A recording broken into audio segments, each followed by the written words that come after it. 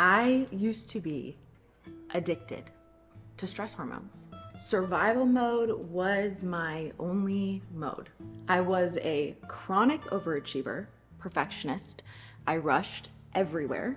I struggled with insomnia, hormone imbalances, and even when I could sleep, I was like constantly restless. My mind always felt on. I could only ever work out with like really loud music blasting in my ears to hype me up. I always thought it was just part of my personality, that I was very passionate and, you know, red-blooded, like hot-blooded, and then I realized that I was really just emotionally reactive. Eventually, my hormones just completely collapsed. I was getting sick all the time. So much out there on healing your nervous system, it feels like has to do with getting this specific supplement or doing this new program, and it's doing a lot more things. And for me, it was actually very small, very shockingly simple things that actually let me exit survival mode and heal my nervous system. These changed my life, my personality, my marriage, literally everything. And I want to share them with you today. 6 micro habits that helped me exit survival mode. If you're new here, I'm Jess, and I am very passionate about helping women remove the excess so that they can focus on what truly matters. Number 1, eating breakfast soon after waking up. This is one habit that is so ridiculously effective. I can't even describe it to you until you start implementing it and seeing it for yourself. But it speaks to this greater truth about nourishing yourself consistently.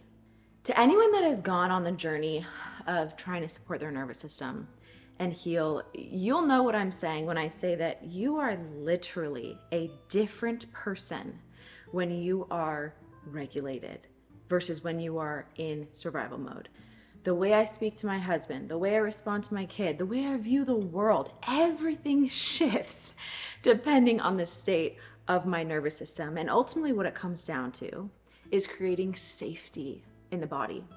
And one of the most fundamental ways that we can create safety, especially as women, is making sure that we are fed. I used to skip breakfast, I did intermittent fasting, I tried a million different diets, but when we skip meals, when we undereat, our blood sugar goes on this crazy roller coaster and our body has to secrete a lot of cortisol to stabilize it.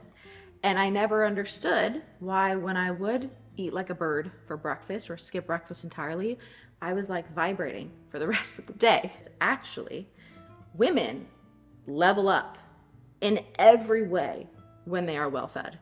Let that be the tagline of my life. And as you know, we moved recently and I do not have the same accessibility to stores, health food stores, as I did before. And so I've been relying a lot more on Thrive Market. Thrive Market is an online grocery store and it makes it super straightforward and simple to stock up on nourishing staples, ingredients, snacks, you name it. They literally have everything. Throwback, I actually first started using Thrive when I was a newlywed and I was figuring out how to consistently cook from scratch and nourish myself and my husband on a very tight budget, which is what I love. You're gonna find prices on there that are extremely competitive to the health food stores that I used to drive to anyway. As you can tell, I'm like super pregnant.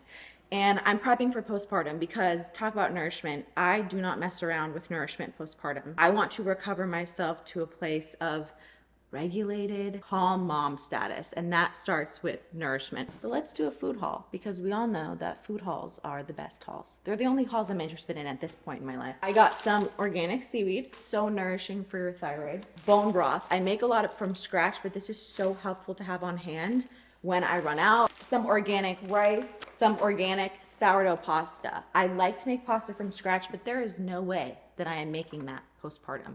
And this is so lovely to have on hand. I'm gonna prep soups, like a big batch of my chicken noodle soup. It's amazing to have on hand for my husband to make quick dinners for my toddler because they need to eat too. Some einkorn crackers. I got some oysters, my favorite little like multivitamin in a food. So on the site, you can shop by your different like diet preferences, maybe you have allergies, maybe you have things you don't want to include in products.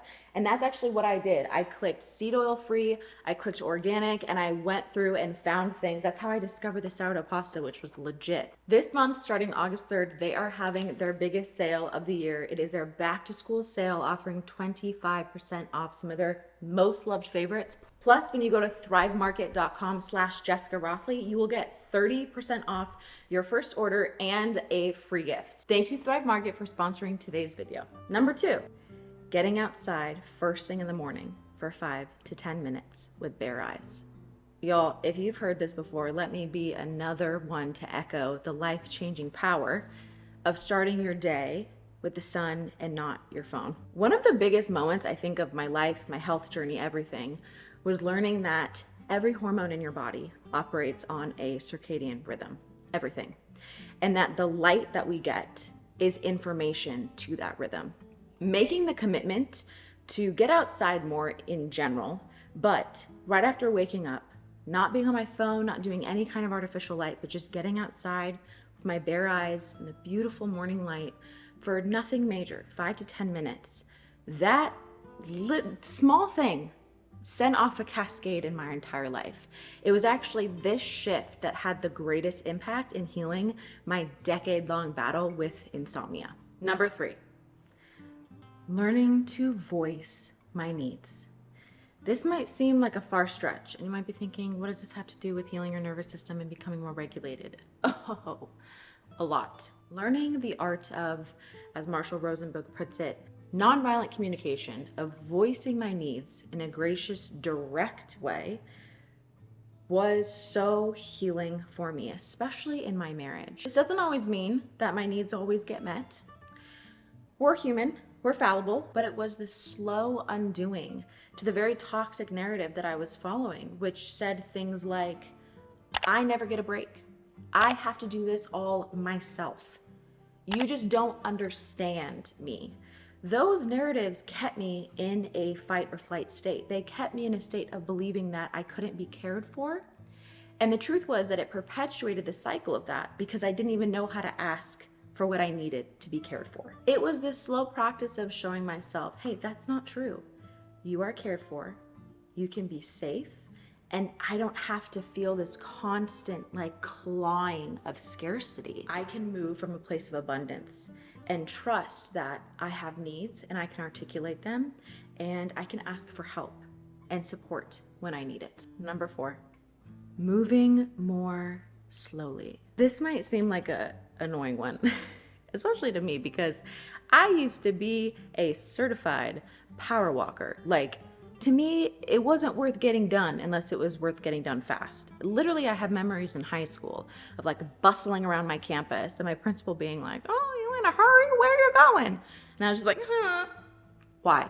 I wasn't even late for class. One of the greatest life hacks ever is learning to ruthlessly eliminate hurry from your life, as John Mark Comer puts it. Rushing, as seemingly mundane and common as it is, it sucks the lifeblood out of your body and soul. Even your relationships. I mean, think about this. Do you feel connected?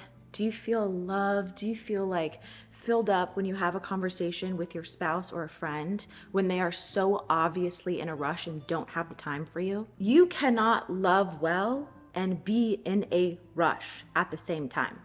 And one small way I found it helpful for me, literally, was to learn to move more slowly.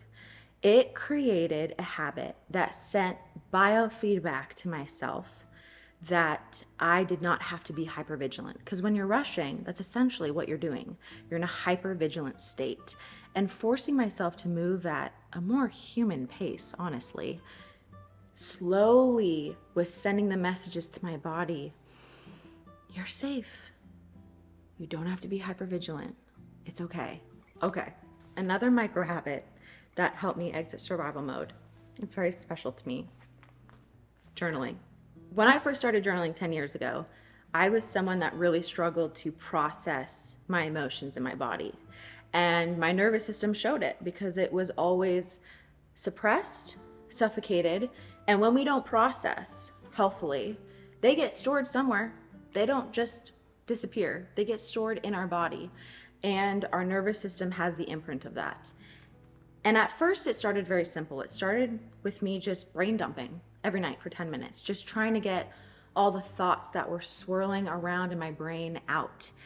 And what it morphed into was this beautiful practice of spending time with the Lord, having literally, like, I can't even express, so many breakthroughs, so many unlocks, so many like, oh my gosh, I just realized something in this moment through processing in the written word. Truly, my greatest inner work has happened in journaling. My greatest time with the Lord has happened while journaling.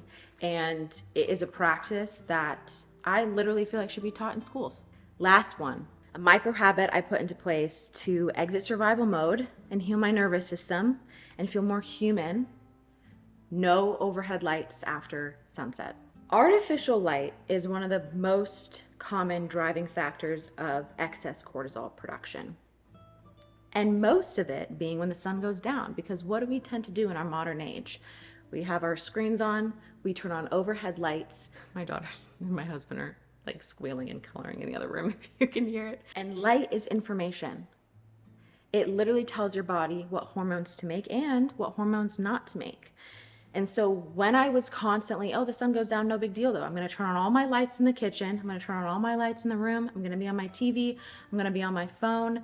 The information I'm sending to my body is to make more cortisol to keep me awake, pump that cortisol, and suppress melatonin, that beautiful hormone that makes us feel sleepy and rest and is actually a wonderful antioxidant that keeps us from getting sick and keeps us healthy. Just suppress that all the way.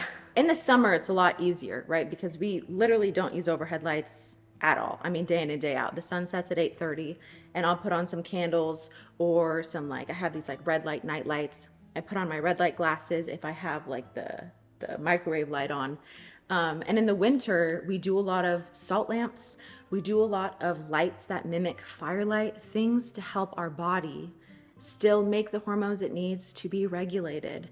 And I have noticed such a difference in my sleep. If one of these was like a download for you or a light bulb moment for you, please let me know in the comments. I love talking to you and hearing from you. And if you guys are interested in checking out Thrive Market, don't forget to go to thrivemarket.com/Jessica Rothley for 30% off your first order and a free gift. Thanks for hanging out with me, and I will see you in the next video.